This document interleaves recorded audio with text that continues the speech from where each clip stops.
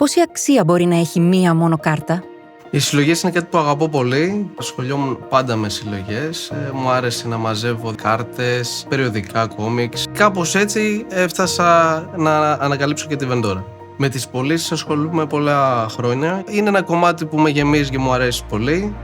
Υπάρχει μεγάλο κενό στην αγορά των καρτών αυτή τη στιγμή, γιατί τα καταστήματα δεν πουλάνε μεμονωμένα κάρτες, πουλάνε πακέτα κλειστά και φακελάκια. Εκεί ερχόμαστε εμείς για να συμπληρώσουμε αυτό το κενό.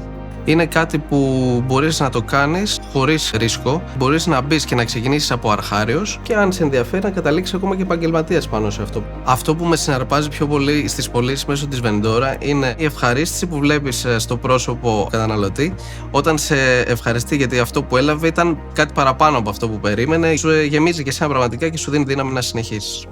Τα μάτια του Απόστολου λάμπουν, γιατί από κάτι που ξεκίνησε ως χόμπι νιώθει βαθιά ικανοποίηση, χτίζοντας τον δικό του δρόμο με τη Βεντόρα.